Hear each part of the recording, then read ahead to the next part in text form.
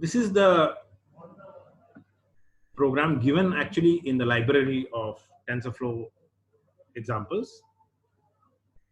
This is a implementation of sequence to sequence learning for performing addition.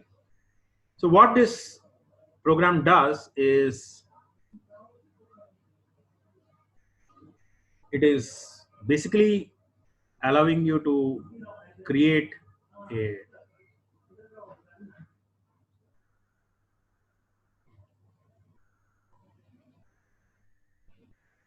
a kind of what we call as approximation of the addition function by giving inputs as the addition operations of two, an output given as the actual result. Then we give it to a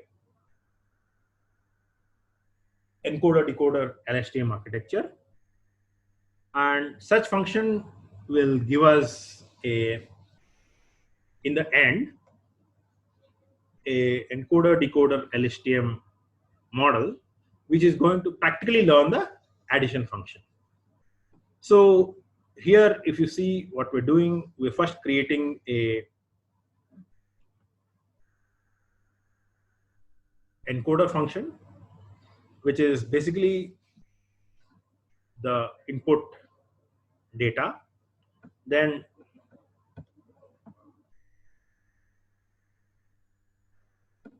decoder function, which is basically looking at the inputs of the intermediate data, how to decode the corresponding numbers.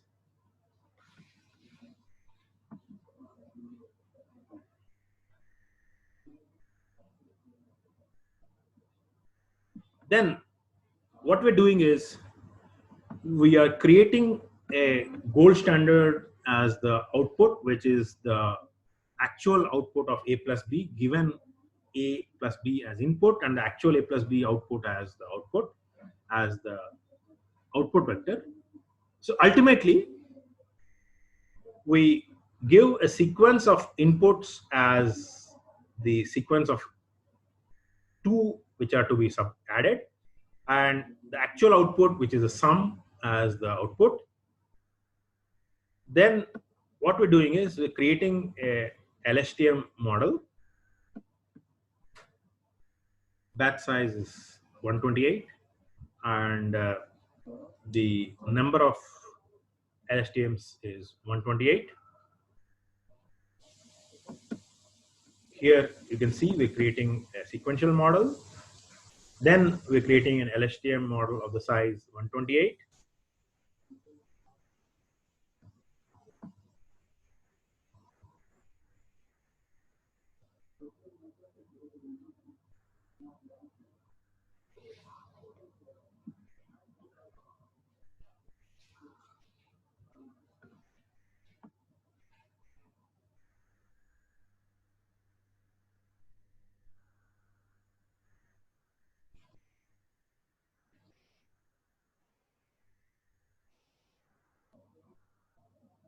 So here we have created only one layer model, which is basically a one layer LSTM model. But you can always replace LSTM with a simple RNN, which will not work, but you can use GRU. But if you look at the way it has been developed, it creates a sequence like this. So let us say we're generating the data where training data is 45,000 elements randomly created, collection of sums, and 5,000 is the validation data. So if you see the way it works is it's creating a LSTM for encoder, then there is a intermediate vector that's generated, then you're creating a decoder LSTM, then finally that is generating an output which is basically going to be encoded version of the actual number. So in the starting, if you see, we're talking about very low accuracy. If you see the input given was 7 plus 842. It gave 849 as the expected, but gave answer as 80. So none of them were right. So accuracy validation was around 34%. But you see that as we look at more and more iterations of epochs, at some point we start to see correct results coming. So this is the epoch 8. There you see that one output it is cut correctly.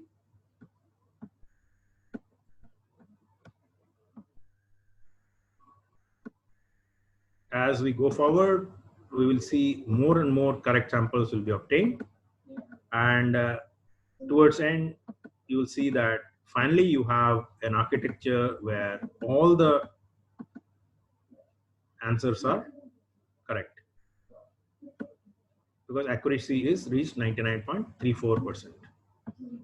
So this is a toy example, but why I wanted to give this example is because I wanted to reserve the machine translation example, which is usually the example used for the encoder decoder. I have actually a longer example on the chatbot, but that takes a lot of data preparation in terms of text. For numbers, it's easier to prepare because it's just a question of translating directly to NumPy arrays. But for text, what happens is you have to really transform them into positional vectors and use the vector location as the numbers, because there's no concept of working with text data in deep learning. You have to convert all the text data into corresponding indices or integers or numbers before you can go ahead and process with text. So you see, ultimately, we are reaching a scenario where we have pretty high accuracy, around 99.92%. So I think by 60 iterations, you have a pretty good accuracy.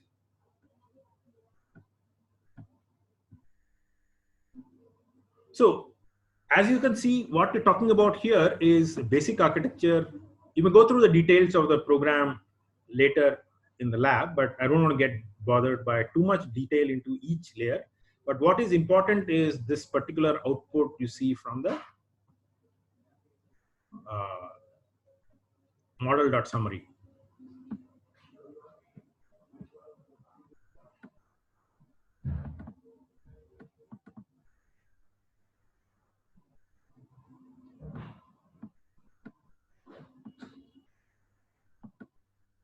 So there is this encoder layer, there is the intermediate output. Output is generating as input for decoding layer, which is again LSTM. Then from there, you're generating the numeric representations, which have to be converted back to the corresponding numeric distributions. Because as I said, you don't work with raw numbers, you actually work with the positions of the numbers here. So this is the encoder decoder architecture in place, which is finally giving close to 99% accuracy. So while that is the typical, slightly unusual application, which is learning something like an addition operation,